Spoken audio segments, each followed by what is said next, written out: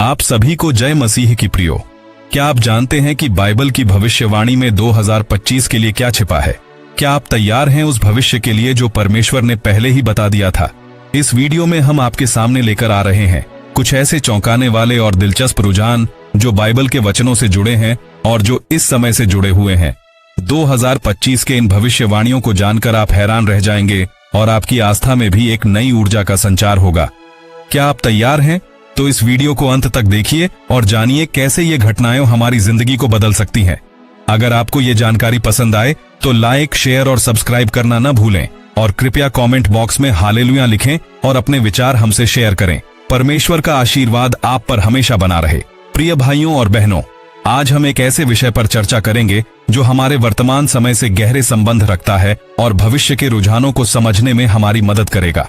क्या आप कभी सोचते हैं कि बाइबल में दी गई भविष्यवाणियां आज के समय में कैसे पूरी हो रही हैं? क्या यह हमें 2025 में होने वाली घटनाओं की तरफ इशारा कर रही हैं? अगर हाँ, तो यह जानने के लिए हमें परमेश्वर के वचन को ध्यान से सुनने की आवश्यकता है।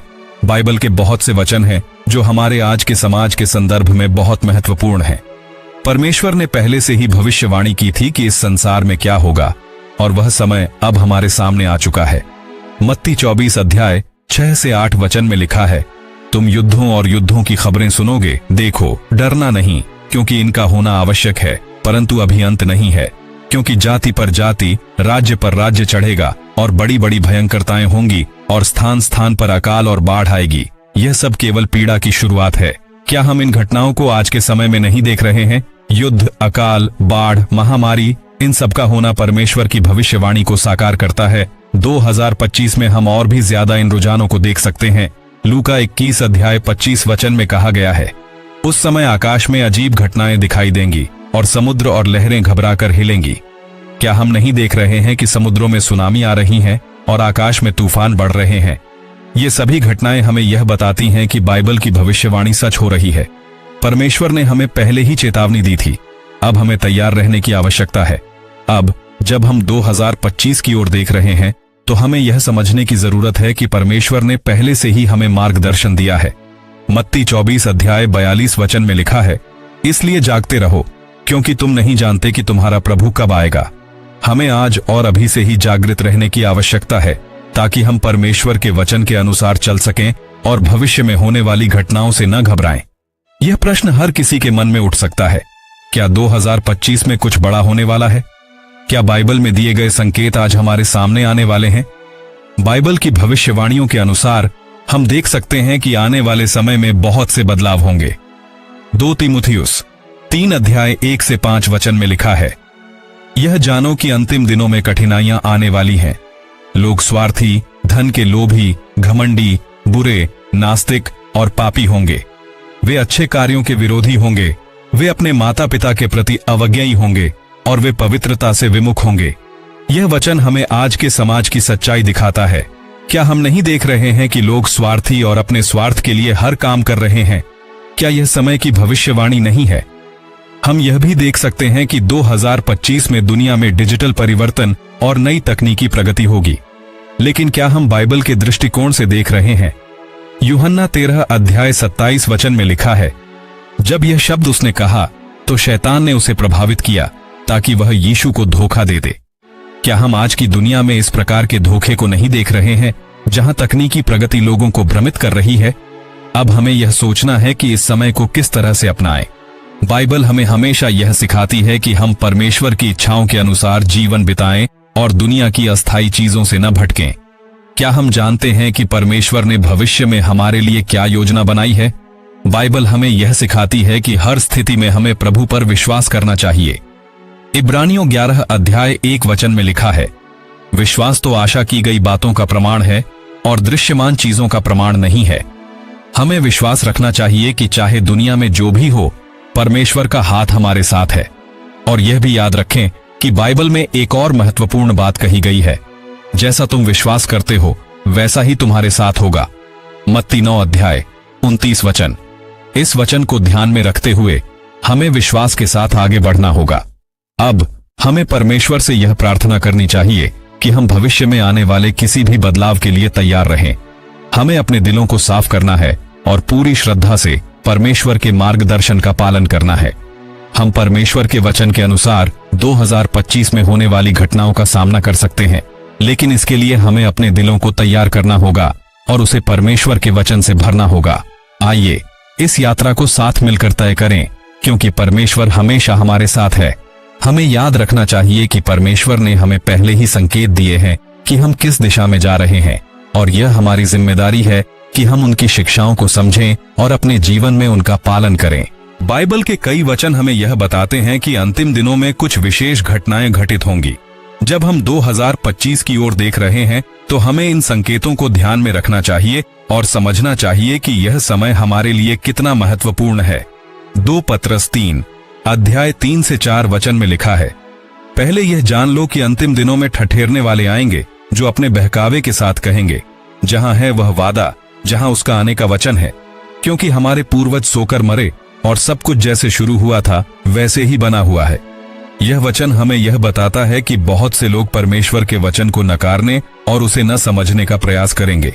हम देख रहे हैं कि बहुत से लोग आज भी परमेश्वर के वचन को मजाक के रूप में लेते हैं, लेकिन क्या हम जानते हैं कि परमेश्वर के समय के अनुसार वह सब कुछ पूरा करेगा? मत्ती 24 अध्याय 36 से 44 वचन में लिखा है, परंतु उस दिन और उस घड़ी का कोई नहीं जानता, न आकाश के स्वर्गदूत न पुत्र, केवल मेरे पिता ही जानते हैं। यह वचन हमें याद दिलाता है कि परमेश्वर का समय निश्चित है और हमें उस समय का इंतजार करना चाहिए। 2025 में क्या होने वाला है हम नहीं जान सकते, लेकिन यह हमें अपनी तैयारियों में चूक नहीं करने की चेतावनी देता है। हमें परमेश्वर के मार्गदर्शन के अनुसार अपने जीवन को जीना चाहिए ताकि हम उसके समय में तैयार रहें। आज के समय में हम बहुत से संकेत देख सकते हैं जो बाइबल की भविष्यवाणी से मेल खाते हैं। क्या आप जानते हैं कि बाइबल ने पहले ही बताया था कि इस दुनिया में अविश्वास और पाप बढ़ेंगे? 2 तीमुथियुस 3 अध्याय 1 से 5 वचन में लिखा है, यह जानो कि अंतिम दिनों में कठिनाइयां आने वाली हैं। लोग स्वार्थी, धन के लोभी, घमंडी, बुरे, नास्तिक और पापी होंगे। वे अच्छे कार्यों के विरोधी होंगे, वे अपने माता पिता के प्रति अवज्ञाई होंगे और वे पवित्रता से विमुख होंगे। क्या हम आज इन विशेषताओं को समाज में नहीं देख रहे हैं? क्या यह हमसे यह नहीं कह रहा है कि हम आज के समय में कितनी बड़ी परीक्षा से गुजर रहे हैं? 2025 में यह संकेत और भी स्पष्ट हो सकते हैं। यह समय हमें यह याद दिलाता है कि हमें अपने विश्वास को मजबूत बनाना होगा ताकि हम परमेश्वर की इच्छाओं के अनुसार जीवन जी सकें। आज हम जो कुछ भी देखते हैं वह परमेश्वर की भविष्यवाणी को पूरा करता हुआ प्रतीत होता है, लेकिन हमें यह समझना होगा कि परमेश्वर ने हमें सफलता और मार्गदर्शन के लिए अपने वचन दिए हैं। हमें इस समय में परमेश्वर की ओर ध्यान केंद्रित करने की आवश्यकता है ताकि हम अपने जीवन के सही रास्ते पर चल सकें। यशायाह 55 अध्याय 6 से 7 वचन में लिखा है, जब तक यहोवा मिल सकता है तब तक उसकी खोज में रहो, जब तक वह निकट है तब तक उसे पुकारो। दुष्ट अपनी चाल चलन और अनर्थकारी अपने सोच विचार छोड़कर यहोवा ही की ओर फिरे, वह उस पर दया करेगा। वह हमारे परमेश्वर की ओर फिरे और वह पूरी रीति से उसको क्षमा करेगा। यह वचन हमें यह याद दिलाता है कि हम कभी भी परमेश्वर से दूर नहीं हैं।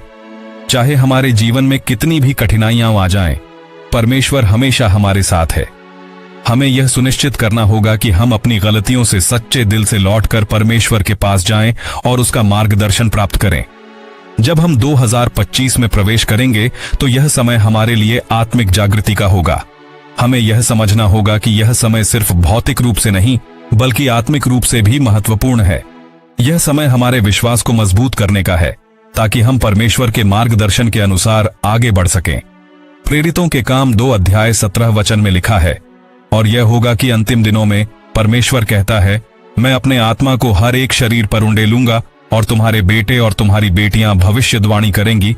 तुम्हारे जवान लोग दर्शन देखेंगे और तुम्हारे पुराने लोग स्वप्न देखेंगे। क्या हम आज इस आत्मिक जागृति को महसूस कर रहे हैं? क्या यह समय हमारे लिए परमेश्वर के द्वारा दी गई शक्ति को समझने और उस शक्ति का उपयोग करने का है? 2025 में हम देख सकते हैं कि आत्मिक जागृति और भविष्यवाणी का समय और भी बढ़ेगा।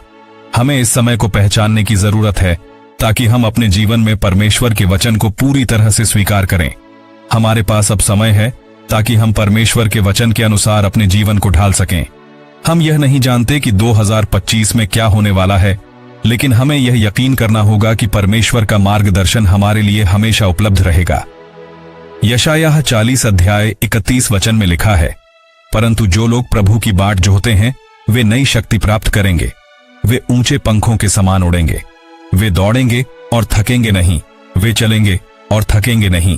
इस वचन के अनुसार हमें परमेश्वर पर भरोसा रखना चाहिए, क्योंकि वही हमें शक्ति देगा और हमें उसकी इच्छा के अनुसार जीवन जीने में सक्षम बनाएगा। 2025 में आने वाली चुनौतियों का सामना करने के लिए हमें अपनी आस्थाओं को और भी मजबूत करना होगा और परमेश्वर की शक्ति से अपने जीवन को पूर्ण रूप से बदलना होगा। प्रिय भाइयों और बहनों, हम देख सकते हैं कि बाइबल की भविष्यवाणियां आज हमारे सामने पूरी हो रही हैं। 2025 में क्या होने वाला है हम नहीं जानते, लेकिन हमें परमेश्वर के वचन पर विश्वास रखते हुए अपने जीवन को सही दिशा में बढ़ाना होगा।